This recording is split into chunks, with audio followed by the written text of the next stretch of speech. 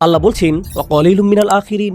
কেন জানেন? প্রত্যেক প্রজন্মেই তাদের নিজস্ব সাবিকুন আছে। প্রত্যেক প্রজন্মই 2025 সালেরও কিছু নিজস্ব সাবিকুন আছে। 2055 সালেও যদি আল্লাহ ততদিনে কিয়ামত না আনেন তাহলে তখনও সে কালের সাবিকুন থাকবেন। বুঝতে পারছেন? এখনো শেষ না, কিন্তু প্রত্যেক জাতিরই নিজস্ব সাবেকুন থাকবেন। শুধু পার্থক্যটি হলো প্রথম যুগের সাবেকুনদের অনুপাত শতকরা হার বেশি ছিল। আপনাদের এটা একটা উদাহরণ দিয়ে বুঝিয়ে দিচ্ছি। কল্পনা করুন 800 জন মানুষ একটি পরীক্ষা দেয়। যদি সাহাবীদের সময় ইমানের এই পরীক্ষা 800 জন মানুষ দেয় তাহলে 750 জনই 90% বেশি নাম্বার পাবে। তো তারা হলেন গোল্ডেন এ প্লাস। কিন্তু প্রজন্ম যেতে যেতে তখনও মানুষ 90 এর বেশি পাবে, তবে শতকরা হার নেমে যাচ্ছে। ধরুন 800 হতে মাত্র 50 জন বা 800 জনে মাত্র 20 জন 90 এর বেশি পেয়েছে। বুঝতে পারছেন? তাই অকলিলুম মিনাল আখিরিন আরো কম পরবর্তীদের মধ্যে। কম মানুষ না, কিন্তু শতকরা হার কম। সাহাবীগণের সময়ে এ প্লাসের হার বেশি, তাই সামগ্রিক গুণ অনেক অনেক বেশি। আমাদের প্রতিযোগিতা কম, তাই সামগ্রিক গুণ অনেক কম, তবে প্রতিযোগিতা প্রত্যেক প্রজন্মেই থাকে। তো যাই হোক, সূরাতুল ওয়াকিয়ার প্রথম বিষয় হলো আস-সাবিকুন। এই সূরার দ্বিতীয় বিষয় হলো আসহাবুল ইয়ামিন। মা আসহাবুল ইয়ামিন ফাসহাবুল মাইমানাতি মা আসহাবুল মাইমানা।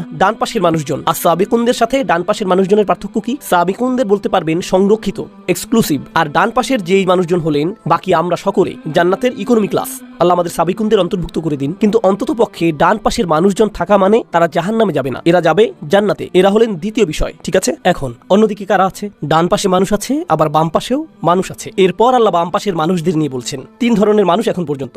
প্রথমে অভিজাত শ্রেণী, এরপর ডান পাশের মানুষ, এরপর বাম পাশের মানুষ, তাই না? এরপর চতুর্থ বিষয়, আল্লাহ কিছু প্রশ্ন করেছেন। তোমরা কি বাচ্চা সৃষ্টি করো নাকি আমরা বাচ্চা সৃষ্টি করি? তোমরা ফসল ফলাও নাকি আমরা ফসল ফলাই? তোমরা আগুন জ্বালাও নাকি আমরা আগুন জ্বালাই? তোমরা আকাশ থেকে পানি নামাও নাকি আমরা আকাশ থেকে পানি নামাই? মানে আল্লাহ মানুষকে আল্লাহ যা সৃষ্টি করেন সেই বিষয়ে চিন্তা করতে বলছেন। মানে আল্লাহ যে সৃষ্টি করেন তা তোমরা কিছুই সৃষ্টি করো না, আল্লাহই সবকিছু সৃষ্টি করেন। তোমাদের কোনো সৃষ্টিশীলতা নেই। এই যে আল্লাহর সৃষ্টিকে চতুর্থ প্রকার বিষয় হিসেবে বলা হচ্ছে 4টি। এখন পর্যন্ত কতগুলো বিষয়? এই বিষয়টি হলো কোরআনের বিশেষত্ব, মহিমা সম্পর্কিত, কোরআনের অসাধারণ গুণ সম্পর্কিত। ছোট ব্যাপার না, কিন্তু 5টি বিষয়। সূরার শেষটি পুরোটা সংক্ষেপে বলে দেয়, কিন্তু এগুলোই প্রধান 5টি বিষয়। সূরাতুর রহমান আমরা পড়ার চেষ্টা করছি, তাই না? সূরাটির প্রথম বিষয় কি আমাকে বলুন তো? আর রহমান ও আল্লামাল কুরআন। প্রথম বিষয়টি কি? কোরআন। সূরাতুল ওয়াকিয়াতে কোরআন কি একটি বিষয় ছিল? ছিল। কোথায়? বিষয় নাম্বার 5। তাহলে সূরা রহমানে এটা প্রথম বিষয় আর সূরা ওয়াকিয়াতে এটা পঞ্চম বিষয়। ওকে, সূরাতুর রহমানের দ্বিতীয় বিষয় হলো আল্লাহর সৃষ্টি। ওয়াশ-শামসু ওয়াল কামারু বিহুসবান ওয়ান নাজমু ওয়াশ-শাজারু ইয়াসজুদান ওয়াস-সামা রাফাআহা ওয়া ওয়াদাআল মিজান। তাহলে দ্বিতীয় বিষয় কি? আল্লাহর সৃষ্টি। সূরাতুল ওয়াকিয়ার চতুর্থ বিষয় কোনটি ছিল? আল্লাহর সৃষ্টি। সূরাতুর রহমানের তৃতীয় বিষয় হলো বিচার দিবস। কিভাবে পাপীরা বিপদে পড়বে আর জাহান্নামে চলে যাবে। বিচার দিবস আর জাহান্নামের আগুন হলো সূরাতুর রহমানের 3 নম্বর বিষয়। সূরাতুল ওয়াকিয়াতে 3 নম্বর বিষয় কি ছিল? বাম দিকের মানুষ, যারা বিচার দিবসে দাঁড়িয়ে শেষমেশ জাহান্নামে নিক্ষিপ্ত হবে। সম্পর্কটা দেখতে পাচ্ছেন? সূরাতুর রহমানের চতুর্থ বিষয় হলো জান্নাত। ওয়ালিমান খাফা মাকামা রাব্বিহি জান্নাতান। আর যে তার রবের সামনে দাঁড়াতে ভয় করে তার জন্য থাকবে 2টি জান্নাত। আচ্ছা, অন্তত আপনি আল্লাহকে ভয় করেছেন। আপনি সবচাইতে ভালো ছিলেন না, ঠিক আছে, তবে অন্তত তাকে ভয় তো করেছেন। সূরাতুল ওয়াকিয়াতে দ্বিতীয় বিষয় কোনটি ছিল বলুন তো এবার?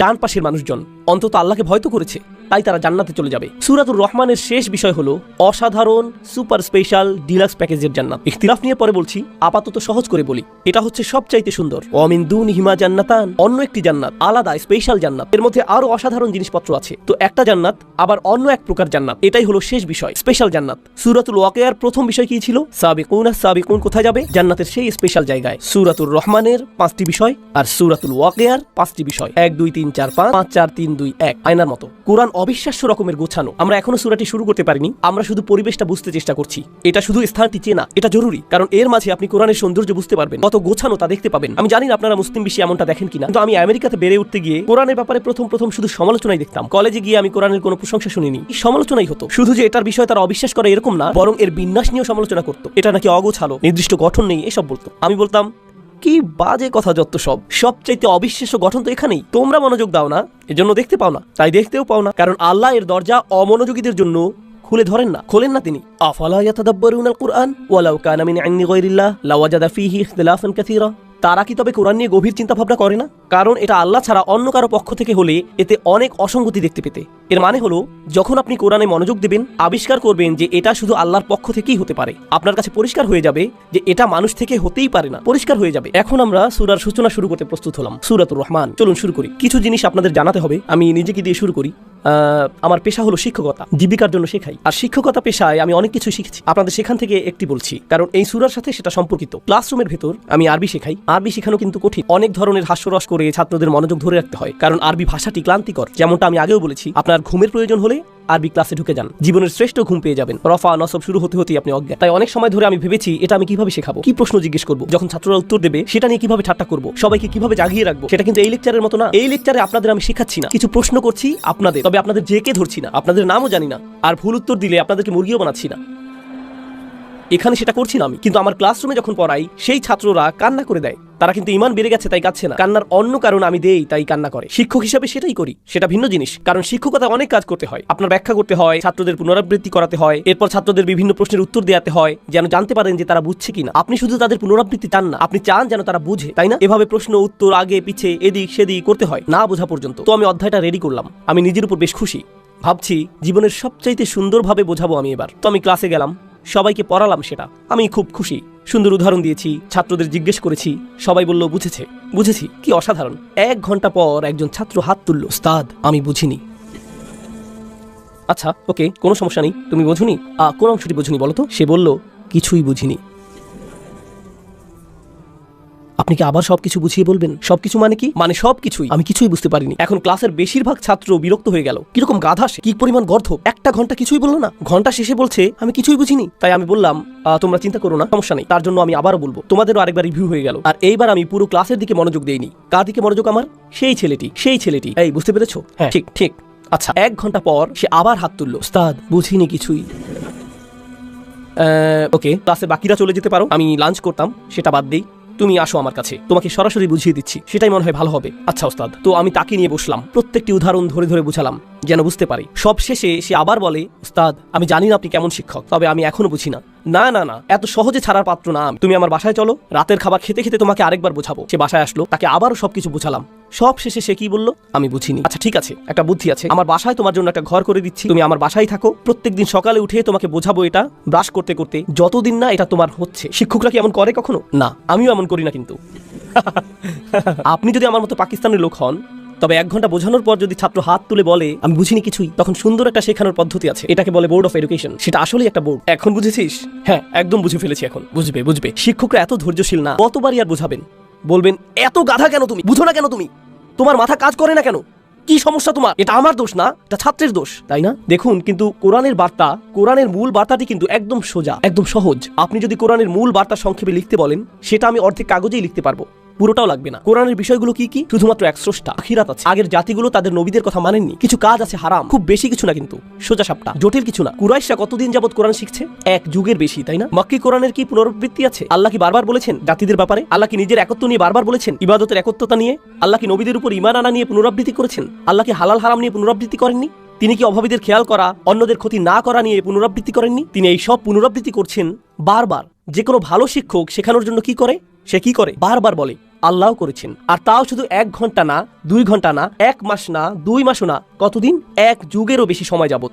তাছাড়া কোরআন কিন্তু একটা পাঠ্যক্রম, কোরআন হলো পাঠ্যসূচি, কিন্তু একটা ভালো পাঠ্যক্রম, ভালো বই যথেষ্ট না, আপনার খুব ভালো একজন শিক্ষকও লাগবে। কখনো আপনার কাছে খুব ভালো একটা বই থাকলেও শিক্ষক হয় জঘন্য, তখন কেউ কিছুই শেখে না। তাই আল্লাহ শুধু শ্রেষ্ঠ বইটিই দেননি, তিনি বিশ্ব মানবতাকে সর্বশ্রেষ্ঠ কি দিয়েছেন? শিক্ষক। আর ভালো শিক্ষকের উচিত ছাত্রদের সাথে ধৈর্য ধরা। তারা না শুনলেও তিনি ধৈর্য ধরেন। তিনি কি ভালো শিক্ষক? যত্নশীল শিক্ষক তিনি, বলেন কি সাল্লাল্লাহু আলাইহি সাল্লাম। আর এই ছাত্ররা, কুরাইশরা একদম সহজ জিনিস শুনেও বলে কিছুই বুঝিনি। তারপর তিনি আবারও ব্যাখ্যা করেন, ওয়াকাযালিকা নুসাররিফুল আয়াত, আমরা আয়াত বারবার বদলে দেই। এভাবে যদি না বুঝতে পারো তাহলে এভাবে বুঝবে, ওভাবে যদি না বুঝো তাহলে আসো ওইভাবে বোঝাই, এরপর ওইভাবে বোঝাই, তারপর সেইভাবে। ইয়াদরিবুল্লাহু আমসালা লিন্নাস, আল্লাহ প্রত্যেক মানুষের সহজতার জন্য অনেক উদাহরণ দিয়েছেন, কারণ প্রত্যেক ছাত্র প্রত্যেক উদাহরণ হয়তো বুঝবে না। তাই আল্লাহ একটা উদাহরণ দেন, সেটা না বুঝলে কি করেন? আরেকটা দেন, এরপর আরেকটা, এরপর আরেকটা।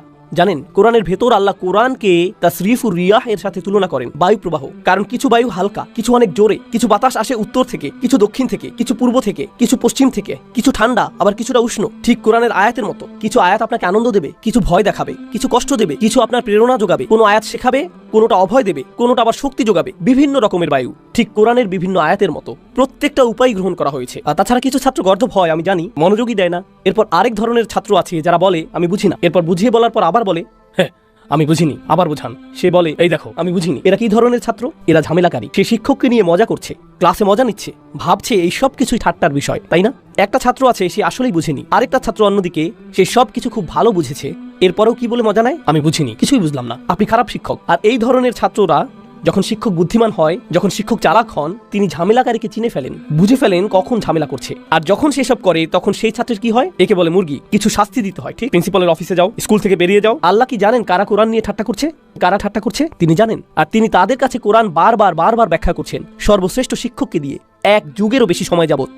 শিক্ষক হিসেবে তবে আল্লাহর কি রাগ করার অধিকার আছে? অবশ্যই আছে। সেই ছাত্রগুলো কি শাস্তি পাওয়ার যোগ্য? অবশ্যই। কিন্তু আল্লাহ কি শাস্তি দিচ্ছেন তাদের? না, কারণ আল্লাহ অন্য কোন শিক্ষকের মতো নন। তিনি যে কোনো শিক্ষক নন, তিনি আর রহমান, আল্লামাল কুরআন। লাউ কানা দুনার রহমান, রহমান ছাড়া অন্য কেউ যদি হতো কোরআন শেখাচ্ছে, তাহলে বাঁচতে পারতো না। বরং আমি অনেক সময় বলি, অনেক সময় যখন এইসব ক্লাসগুলো নেই, তখন অডিয়েন্সে বসা কেউ হাফেজও থাকেন, এমন শিক্ষকও থাকেন যারা বাচ্চাদের কোরআন হিফজ করান। আর হিফজ মাদ্রাসাগুলো, তাহফিজের মাদ্রাসাগুলোর ছাত্ররা তাদের শিক্ষকদের ভয়ে কাতর। তারা যদি সঠিকভাবে সবক দিতে না পারে, 1টা 2টা বা 3টা ভুল যদি করে, তবে উস্তাদের হাতে পাইপ আছে, চাবির চেইন আছে, বাচ্চার চেহারায় এভাবে চাবি লেগে থাকে। তাই তারা যখন কোরআন শেখার চিন্তা করে, তখন ভাবে দয়ামায়াহীন কিছু। এটা কি দুঃখজনক না? কারণ আল্লাহ স্বয়ং বলছেন, যখন কোরআন শেখানো হয়, কে শেখায়? তিনি কিন্তু বলেননি আল জাব্বার আল্লামাল কুরআন, তিনি বলছেন আর রহমান আল্লামাল কুরআন। আমরাই যখন কোরআন শেখাই, তখন আমি শুধু রাসূলুল্লাহ সাল্লাল্লাহু আলাইহি সাল্লামের সুন্নাহ পরিপূর্ণ করছি না, বরং আমরা স্বয়ং আল্লাহর সুন্নাহ পূরণ করছি। আল্লাহ নিজেই কোরআন শিখিয়েছেন, আমাদেরকে সেটাই নকল করতে হবে। যেমন রাসূলের সুন্নাহ নকল করতে হবে সাল্লাল্লাহু আলাইহি সাল্লাম, আল্লাহর সুন্নাহও আমাদের মানতে হবে। যখন কোরআন শেখাবো, আরো বেশি দয়াবান হতে হবে। বুঝতে পারছেন? আমাদেরকে আরো দয়া দেখাতে হবে। আল্লাহ যদি কুরাইশদের প্রতি দয়া দেখাতে পারেন, তবে আপনি ছোট বাচ্চাদের সাথেও সেটা পারবেন। সেটা আরো সহজ।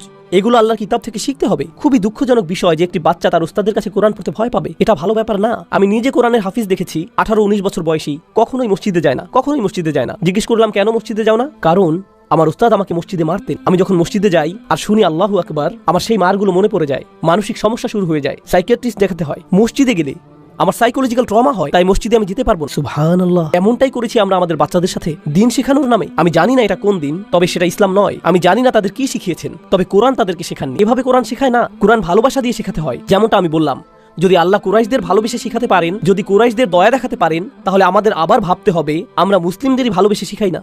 সুবহানাল্লাহ। আচ্ছা, এরপর কি আছে দেখি। ভূমিকা এখনো শেষ হয়নি। ভূমিকা নিয়ে অনেক কথা বলার আছে। আর রহমান অর্থ কি কেউ জানেন? কি? মার্সিফুল। আমি জানি ইংলিশ অনেকেরই প্রথম ভাষা নয়, তবু আপনারা ইংরেজি সম্পর্কে জানেন। মাশাআল্লাহ, এখানে সবারই ইংরেজিতে দক্ষতা অনেক বেশি। আপনাদেরকে মার্সি বা দয়া শব্দের সমস্যাটি জানাচ্ছি। যখন রহমা অনুবাদ করি মার্সি বা দয়া হিসেবে, এখানে একটু সমস্যা আছে, আপনাদের বুঝিয়ে বলছি। যখন আমরা দয়ার কথা বলি, তখন তা বলতে ছেড়ে দেয়া বোঝাই। উদাহরণস্বরূপ, সৈন্যরা পুরো গ্রাম ধ্বংস করে দিল, কোনো দয়া তারা দেখায়নি। এর মানে তারা কাউকেই ছাড়েনি। পুলিশ অফিসার আমাকে ফাইন করলো, কোনো দয়া দেখায়নি। আমি বিচারকের কাছে দয়া ভিক্ষা চাইলাম। আমি আমার শিক্ষকের কাছে দয়া ভিক্ষা চাইলাম। আমি প্লেট ভাঙার পর আম্মার কাছে দয়া ভিক্ষা চাইলাম। দয়া ভিক্ষা চাওয়া মানে আমাকে শাস্তি দেবেন না বলা। বুঝতে পারছেন? বাংলা ভাষায় যখন দয়া শব্দটি ব্যবহার হয়, তখন শাস্তির কথাই মাথায় আসে, তখন শাস্তির চিন্তাই মাথায় আসে, যে সেই শাস্তি থেকে মুক্তি হলো। অর্থাৎ আপনার অবচেতন ভাবেই শাস্তির কথা চলে আসে, অর্থাৎ আপনার মনে অবচেতন ভাবেই শাস্তির কথা চলে আসে। সেই শাস্তি থেকে মুক্তি পাওয়াটাই দয়া। এখন এখানে কয়জন আছেন টেক ইন্ডাস্ট্রিতে? Technology industry programmer. আচ্ছা, আপনারা ডিফল্ট বিষয়টা তো বোঝেন। দয়া শব্দের ডিফল্ট পজিশন হলো শাস্তি, কিন্তু রহমা শব্দে শাস্তির কোনো বিষয়ই নেই। আপনাকে শাস্তি থেকে মুক্তি দেওয়া হচ্ছে না এখানে যখন রহমা উচ্চারণ করেন। এটা আসেই না একদম। এটাই হলো রহমার বদলে দয়া শব্দ ব্যবহারের সমস্যা। তাহলে রহমা শব্দটি কোত্থেকে আসে? এটা আসে রাহম শব্দ থেকে, যার প্রকৃত অর্থ হলো মায়ের পেট, গর্ভ। রহম হলো মায়ের গর্ভ। যখন অন্তঃসত্ত্বা কোনো মহিলার কথা চিন্তা করেন, তার পেটে একটি বাচ্চা চিন্তা করেন, শাস্তির কথা মনে হয়? তাহলে বলুন তো কি চিন্তা করেন? একজন মহিলা, তার পেটে একটি বাচ্চা, হয়তো 3 মাসের অন্তঃসত্ত্বা বা 5 মাস 6 মাস, হয়তো পেটের ভেতর বাচ্চাটির লাথি মারার বয়স হয়েছে। যেমন আমার মা বলেছিলেন, আমি নাকি এমন করতাম। আমি মনে হয় টায়ার্ড হয়ে হাত পা বেশি ছোড়াছুড়ি করতাম পেটের ভেতর মধ্যরাতে। তো ভালো, মা তার বাচ্চার ব্যাপারে কি অনুভব করে? সে এখনো বাচ্চাটি দেখেনি নিজের সন্তানকে। তার অনুভূতি কি? ভালোবাসা। প্রথম যে শব্দটি মাথায় আসে সেটা কি? ভালোবাসা। দ্বিতীয় যে শব্দটি মনে আসে তা হলো সুরক্ষা। সে টেবিলের কোণাগুলো খেয়াল করে, নিজে নিরাপদ থাকতে চায়, এক পাশে ফিরে শোয়, তাই না? দেখে শুনে খাওয়া দাওয়া করে, সর্বক্ষণ পেটের বাচ্চাকে আদর করে। যে আদর যত্ন করে, যে ভালোবাসে, যে আদর যত্ন করে, যে জিনিসকে যত্ন, ভালোবাসা আর সুরক্ষা দেয়া হয়। আচ্ছা, অন্যদিকে বাচ্চাটি, তার জন্য কি মায়ের কষ্ট হচ্ছে? সে মায়ের খাবার খাচ্ছে, মহিলাটি খায় আর সে তার পুষ্টি নিয়ে নিচ্ছে, আর সে ভেতরে থাকে। আপনি মায়ের পেটের ভেতর যখন ছিলাম, কোনো ভাড়া দিতে হয়নি, খাবারের অপেক্ষা করতে হয়নি, এমনি এসেছে, নিজেদেরকে পরিষ্কার করতে হয়নি, কিছুই করতে হয়নি। তাছাড়া জন্ম হবার সময় তাকে প্রায় মেরেই ফেলেছিলাম, তাই না? প্রায় মেরেই ফেলেছিলাম। আর যদিও মাকে মেরেই ফেলেছিলাম প্রায়, তবুও আমাদেরকে ভালোবাসে। বের হবার পর থেকেই অন্য যে কেউ আপনার রক্তপাত করলে আপনি তাকে ভালোবাসবেন না। আমরা আমাদের মায়েদের রক্ত ঝরিয়ে মৃত্যুপ্রায় করে ফেলি, মৃত্যুর কাছাকাছি। আর যখনই বের হয়ে আসি আমরা, তখন আমাদের জন্য তার ভালোবাসা আগের চাইতে আরো বেড়ে যায়। এটা কিন্তু আর অন্য কারোর সাথে ঘটে না, কোনো সম্পর্কের সাথেই ঘটে না। এখানে আপনি কিছুই দেন না, শুধুই নেন। আমি যা বোঝাতে চাচ্ছি তা হলো, আপনি কখনোই কিছু দেন না, শুধুই কি, আর তিনি আপনাকে আরো বেশি বেশি কি দেন? আরো ভালোবাসা, আপনি আরো নিতে থাকেন, তিনি আরো ভালোবাসতে থাকেন। তাছাড়া দেখুন, তিনি প্রায় মারাই যাচ্ছিলেন, এত রক্তপাত হয়েছিল, মাত্রই সার্জারি থেকে উঠলেন, আর আপনার জন্মের সাথে সাথে কি হলো, তার আপনাকে খাওয়াতে হচ্ছে। আর অনেক মহিলাদের কাছেই বাচ্চাকে খাওয়ানো অনেক সময় রক্তপাতের মতো মনে হয়। যে কেউই সার্জারির ভেতর দিয়ে গেলে বলে আমার 6 সপ্তাহের ছুটি লাগবে, আমার 2 মাসের ছুটি চাই, আমার ছুটি লাগবে, ভ্যাকেশন লাগবে। জন্ম দেবার পর কি কোনো মা 2 মাসের ছুটি পান? না। আপনার পা ভাঙলে 6 মাসের ছুটি পান। তিনি বাচ্চা প্রসব করলেন আর ফুল টাইম মায়ের দায়িত্ব পালন করা শুরু করে দিলেন। কখন থেকে?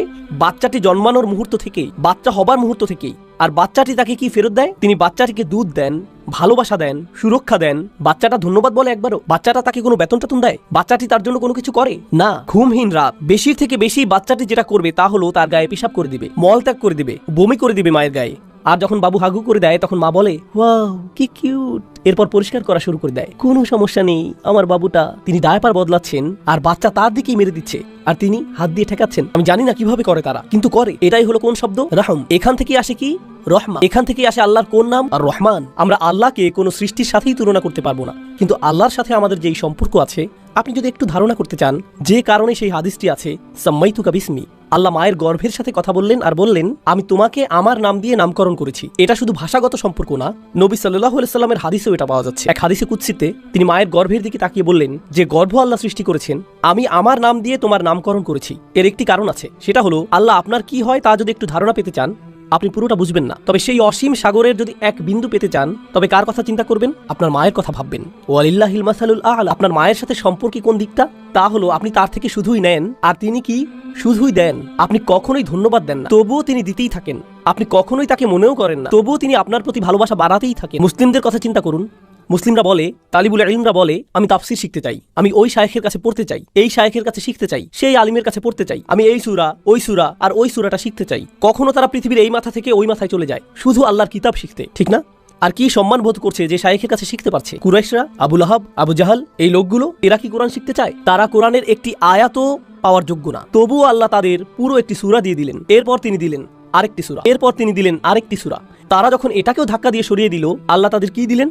আরেকটি সূরা। প্রত্যেকটি সূরা আল্লাহর থেকে রহমত কিনা? আল্লাহ চাইলে তাদের আরো অনেক কঠিন কিছু দিতে পারতেন, ঠিক না? আল্লাহ তাদের শাস্তি দিতে পারতেন, ঠিক কিনা? কিন্তু প্রত্যেকবার এমন করার পর আল্লাহ তাদের কি দেন? আরেকটি সূরা। আল্লাহর কাছ থেকে আরো রহমা তার পক্ষ থেকে। তাছাড়া কোরআন কি? কোরআন হলো আল্লাহ আপনার সাথে কথা বলছেন। কোরআন হচ্ছে আপনার সাথে আল্লাহর কথা। যখন আপনি কাউকে অপমান করেন, তারা প্রথমে যেটা করে তা হলো তারা আর আপনার সাথে কথা বলে না। কাউকে অপমান করলে তারা আপনার সাথে কথা বন্ধ করে দেয়। এই লোকগুলো শুধু আল্লাহকেই অপমান করছে না, তারা আল্লাহর হাবিব সাল্লাল্লাহু আলাইহি সাল্লামকে অপমান করছে, তারা আল্লাহর রাসূল সাল্লাল্লাহু আলাইহি সাল্লামকে অপমান করছে, তবুও আল্লাহ তাদের সাথে কথা বলছেন। এরপর তিনি রাসূলকে বলছেন ফাসবির আলা মা ইয়াকুলুন, আপনি ধৈর্য ধরুন, আমি জানি তারা আপনাকে মন্দ কথা বলছে। ওয়ালাকাদ না'লামু আন্নাহু ইয়াকিদু সাদরুকা বিমা ইয়াকুলুন, আমি জানি আপনার অন্তর বদ্ধ হয়ে আসে তাদের কষ্টকর কথাগুলোর কারণে, তবুও তাদের কাছে গিয়ে বোঝান। এটাকেই বলা হয় আর রহমান। কোনো মানুষ এটা করতে পারে না। আমি আপনাদের জানি না, মুসলিম হিসেবে আমি আপনাদেরকে ভালোবাসি, কিন্তু কেউ যদি আমাকে এসে বলেন আপনি হচ্ছেন একটা শয়তান, আপনি খারাপ, মানুষকে বিভ্রান্ত করছেন, আপনি কাফির, আপনি এটা, আপনি ওটা, অনেক গালমন্দ করলেন, এরপর আমার মাকে নিয়ে কথা বললেন, আমার বাবাকে নিয়ে কথা শোনালেন, আমার স্ত্রীকে নিয়ে মন্দ কথা বললেন, আমার মেয়েদেরকে নিয়ে খারাপ কথা বললেন, আমার বোনকে নিয়েও, আমি কিন্তু আংশিক পাঠান, তাই সাবধান। অন্তত পক্ষে আমি বলবো আমি চলে যাচ্ছি, আমি ফানার ছাড়ছি, আমি দোহা ছাড়ছি, আমি আর কখনোই দোহা ফিরে আসবো না। কেন? কেউ বললো আপনি আর দোহাতে কেন যান না? একটা লোক ছিল, সে আমার কাছে এসে যা যা বললো আমি আর যেতে চাই না ওখানে। আপনারা সবাই কি আমাকে অপমান করেছেন, নাকি শুধু একজন? শুধু একজনই যথেষ্ট আমার বিরক্ত হবার জন্য। দরকার নেই। রাসূলুল্লাহ সাল্লাল্লাহু আলাইহি সাল্লাম কোরআন তেলাওয়াত করছেন এই লোকগুলোর কাছে, আর তারা তাকে অপমান করেই যাচ্ছে। আমি তো কিছুই না। কেউ এসে আমাকে অপমান করলে আমি কি বলি? এই জানো আমি কে? আমি ইউটিউবে আছি, দেখে নিও কে আমি। কেউ যদি রাসূলুল্লাহ সাল্লাল্লাহু আলাইহি সাল্লামকে অপমান করে, তবে হ্যাঁ, তার অধিকার আছে বলার। আল্লাহ বলেছেন ওয়ালামু আন্না ফীকুম রাসূলুল্লাহ, এটা ছোট কোনো বিষয় না। আর সেই একই নবী সাল্লাল্লাহু আলাইহি সাল্লাম তাকে আবু জাহাল অপমান করলো, অথচ পরদিনই তিনি ফিরে এসে আবু জাহালের সাথে আবারও কথা বললেন। আর আবু জাহাল যে এমন এক জাহিল লোক, জাহিলিয়াতের বাপ, সে তাকে বলছে তোমার কি গতকাল যথেষ্ট হয়নি? আরো কিছু কথা শোনাবো আজকে তোমাকে। তাকে সে আরো বাজেভাবে পরদিন অপমান করলো। নবীজি ফিরে গেলেন, আর আল্লাহ তাকে আবার পাঠালেন, যাও আবার কথা শুনে আস, যাও আবার কিছু কোরআন শোনাও, তাকে কোরআন নিয়ে ঠাট্টা আবারও করতে দাও। তিনি এটাই করলেন প্রতিটা দিন, এক যুগেরও বেশি সময় যাবত। এটা কি সহজ মনে হয়? চিন্তা করে দেখুন তো। আলহামদুলিল্লাহ, আপনারা সম্মানিত মানুষ, মর্যাদাবান মানুষ। আপনারা যখন আপনারা কাজে যান, আশা করেন যে আপনার সাথে সম্মানজনক আচরণ করা হবে, ঠিক না? আপনি অফিসে গেলেন আর কেউ আপনাকে কুকুর বলল, শুকর বলল, কোনো নোংরা কথা বলল, আপনার খারাপ লাগে? আপনি বাসায় আসলে সেটা আপনার চেহারাতেই দেখা যায়। আপনি বাসায় আসলে আপনার স্ত্রী বললেন কোনো সমস্যা, আমার কিছু বলতে ইচ্ছা করছে না, আপনার চাকরিটাই ছেড়ে দিতে ইচ্ছা করে, আপনার দেশ ছেড়েই চলে যেতে ইচ্ছা করে, কারণ কেউ একজন আপনাকে মন্দ কথা বলেছে। দেখছেন, ভালো লোক, ভদ্রলোক, আর ছোট লোকের মধ্যে পার্থক্য আছে। যারা সারাক্ষণই নোংরা কথা বলতে থাকে, যারা নিজেদের বা অন্যদের কোনো সম্মান করে না, যখন মানুষ তাদের সাথে মন্দ কথা বলে তাদের ভালো লাগে, তাদের কিছুই যায় আসে না। নোংরা কথা বললো, তারা আরো নোংরা কথা বলে দেয়। কিন্তু যারা ভদ্রলোক তাদের এসব সহ্য হয় না, এসব কথা তাদেরকে কষ্ট দেয়। যেমন আরবরা বলে রুব্বা কওলিন আশাদ্দু মিন সাউল, কোনো কোনো কথা মারের চাইতেও বেশি কষ্ট দিতে পারে। রাসূল সাল্লাল্লাহু আলাইহি সাল্লাম হলেন সবচাইতে মর্যাদাবান ব্যক্তিত্ব, কিন্তু তাকে শুনতে হচ্ছে সবচাইতে মন্দ নোংরা কথাগুলো বারবার বারবার বারবার।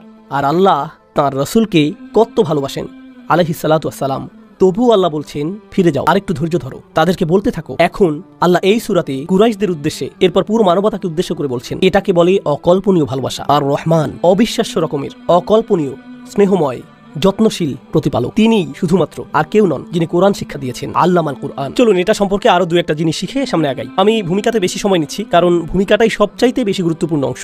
এই শুরুটা আপনারা বুঝলে বাকি সবকিছুই সহজ হবে, আর শুরুটা না বুঝলে আর কোনো কিছুই বোধগম্য হবে না। ঠিক আছে, এজন্য সময় নিচ্ছি। আরবি ভাষার ব্যাকরণে জুমলা আল ফাইলিয়া এবং জুমলা আল ইসমিয়া দুইটা বিষয় আছে। শুনে মনে হয় সহজ বিষয়, আপনারা আরবি না বুঝলেও সমস্যা নেই, ব্যাখ্যা করছি। কখনো আপনারা আরবিতে বলেন, আমি সহজে অনুবাদ করছি, আল্লাহ কোরআন শিখিয়েছেন, সহজ, আল্লাহ শিখিয়েছেন কোরআন। কিন্তু যদি বলেন প্রকৃতপক্ষে একমাত্র আল্লাহ তিনি কোরআন শিখিয়েছেন, এটা কিন্তু অন্যরকম। যখন বলেন প্রকৃতপক্ষে একমাত্র আল্লাহ তিনিই কোরআন শিখিয়েছেন, এর মানে আসলে বোঝাচ্ছেন ঘুণাক্ষরেও ভেবো না যে এটা অন্য কেউ, শুধুমাত্র একমাত্র কে, আল্লাহ আযজা ওয়া জাল্লা। কারণ তিনি বলেন আর রহমান আল্লামাল কুরআন। আর আপনি এখানে বসে শুনছেন, বা আমি বসে বসে তাফসীর পড়ছি আমার অফিসে, যখন আপনি কোনো লেকচার শুনছেন আপনার গাড়িতে, কোরআন সম্পর্কে শিখছেন, যখন আপনি কোনো সূরা মুখস্থ করছেন, যখন কোনো বাচ্চা উস্তাদের কাছে বসে নুরানি কায়দা শিখছে, যখন কেউ তাজবিদ শিখছে, যখন কেউ তার শাইখের কাছে বসে তাফসীর শিখছে, তার একজন শিক্ষক আছেন, সেই শিক্ষকেরও আছে একজন, আবার সেই শিক্ষকেরও আরেকজন শিক্ষক আছেন। এভাবে পেছনে যেতে যেতে তাদের শিক্ষককে রাসূলুল্লাহ সাল্লাল্লাহু আলাইহি সাল্লাম। আর কে রাসূলুল্লাহর শিক্ষক? জিবরাইল আলাইহিস সালাম। আর জিবরাইলের শিক্ষককে আল্লাহ। মূলত আপনি সরাসরি আল্লাহর সাথে সম্পর্কিত। যখন আপনি কোরআন শিখছেন তখন এই পুরো চেইনটা, আল্লাহ বলছেন এই চেইন ভুলে যাও, শুধু মনে রাখো আমি তোমাকে শেখাচ্ছি, আপনি সরাসরি সম্পর্কিত, আল্লাহই আপনার শিক্ষক। এই প্রথম পয়েন্টের গুরুত্বটা বুঝলে আমি আপনাদেরকে প্রথম বিরতি দেব। অনেকক্ষণ কথা বলেছি। আমেরিকাতে কখনো কখনো শিক্ষার্থীরা তাদের ইউনিভার্সিটি নিয়ে অনেক গর্ববোধ করে। কেউ বলছে আমি হার্ভার্ডে পড়েছি, আমি কলম্বিয়াতে পড়েছি, ইয়েল ইউনিভার্সিটিতে পড়েছি, ইসলামিক স্টাডিজে কেউ বলে আমি পড়েছি উম্মুল কোরাতে, আমি জামিয়া ইসলামিয়া মদিনাতে পড়েছি, আজহারে পড়েছি, আমি এই মাদ্রাসায় পড়েছি, ওই মাদ্রাসায় পড়েছি, আমি অমুক শাইখের কাছে পড়েছি, আমি অমুক কারীর কাছে ইজাজা পেয়েছি। মানুষ এসবে গর্ববোধ করে কিনা? তো আপনি যখন কোনো গুরুত্বপূর্ণ কারো কাছে পড়েন, আপনি সেটার কারণে গর্ববোধ করেন। আপনি কোনো ভার্সিটি থেকে গ্রাজুয়েশন করেন, বলেন উনিই কিন্তু আমার শিক্ষক। তাই নাকি? উনি আপনার শিক্ষক? ওয়াও, আপনি শাইখ ওয়াসামের কাছে পড়েছেন, তার মানে আপনিও নিশ্চয়ই অসাম। আপনি সেটা আপনার সিভিতে দিয়ে দেন, কারণ আপনি গর্বিত এটা নিয়ে, আপনাকে সম্মান দেয়। আর মানুষ শুধু ইসলামের শিক্ষাতেই এমন করে না, যে কোনো শিক্ষাতেই এমন করে। ডাক্তাররা কোন মেডিকেল কলেজ থেকে পড়েছেন তা বলতে ভালোবাসেন, পিএইচডি প্রফেসর কোথা থেকে তার পিএইচডি করেছেন সেটা বলতে ভালোবাসেন, ঠিক কিনা? আমরা মাত্রই বললাম আমাদের শিক্ষককে, আপনার শাইখের একজন শিক্ষক আছে, তার একজন শিক্ষক আছে, কিন্তু সর্বপ্রধান শিক্ষককে, মানে এর চাইতে বড় ডিগ্রি আপনি পেতে পারেন না, এর চাইতে বড় সম্মান আর হতে পারে না যে আপনি বলবেন আল্লাহ আমার শিক্ষক আর রহমান আমার শিক্ষক। আমি বলতে চাচ্ছি কোরআন শিক্ষা আপনাকে এমন সম্মান এনে দেবে যা আর কোথাও খুঁজে পাবেন না। এর চাইতে বড় অর্জন আর নেই, এর চাইতে উচ্চতর ডিগ্রি আর নেই, এর চাইতে উচ্চ কোনো সম্মান নেই, আর কোনো কিছুতেই এই সম্মান নেই যা কোরআন শিক্ষায় আছে। কারণ এখানে আপনি আর রহমানকে নিজের শিক্ষক হিসেবে পেয়েছেন। আর সাধারণত যখন আপনার শিক্ষক থাকে আপনি অন্যদের সেটা দেখাতে পছন্দ করেন, এটা আমার ডিগ্রি, এখান থেকে আমি ইজাজা পেয়েছি। কিন্তু যখন আর রহমানকে শিক্ষক হিসেবে পান আর সেটা কাউকে দেখানোতে কিছু যায় আসে না, এটা এতই একান্ত যে নিজের কাছেই রেখে দেন। আর রহমান আমার শিক্ষক, আপনার অন্য কারো থেকে সম্মান নেবার প্রয়োজন নেই। কারণ কে আপনাকে সম্মান দিচ্ছেন? আর রহমান। কারণ তিনি আপনাকে নিজের স্কুলে অ্যাডমিট করেছেন, আপনি ভর্তি হতে পেরেছেন, আপনি তার সাথেই সরাসরি সংযুক্ত, সেটাই আপনার জন্য যথেষ্ট। আপনার আর তার মাঝে একটি গোপন জিনিস, সুবহানাল্লাহ। মানুষ এই পৃথিবীতে সম্মানের পেছনে ছুটছে, মানুষ সম্মানের পেছনে ছুটছে। তারা মনে করে তাদের সম্মান আসবে টাকা থেকে, কেউ ভাবে সম্মান আসবে তাদের গাড়ি থেকে। আরব দেশে এমনটা না, আবার না, দাঁড়ান, অনেকে ভাবে তাদের কাপড়ের ব্র্যান্ড থেকে সম্মান আসবে, কিংবা হাতের ঘড়ি, এসব থেকে নাকি সম্মান আসবে। অনেকে ভাবে তাদের সাথে কাদের কাদের যোগাযোগ আছে তা থেকে সম্মান আসবে। আমি তাকে চিনি। অনেকে ভাবে কার সাথে সেলফি তুলেছে সেটা দিয়ে সম্মান আসবে, মনে করে এসব থেকে সম্মান আসবে। মর্যাদা তখনই আসবে যখন আল্লাহকে নিজের শিক্ষক করে নেবেন, আল্লাহ আপনাকে সম্মান দিবেন। আর যখন আল্লাহ আপনাকে সম্মান দেন তখন আল্লাহর সৃষ্টিও সেটাই করে। আপনাকে তাদের কাছে গিয়ে সম্মান অর্জন করতে হবে না, তারা এমনিতেই দেবে। কারণ আপনি সম্ভাব্য সবচাইতে সম্মানিত স্থানেই আছেন। আপনাকে মানুষের সম্মানের আশায় ছুটোছুটি করতে হবে না, এমন করতে হবে না। আপনাকে শুধু আল্লাহর দেয়া সম্মানটাই অর্জন করতে হবে।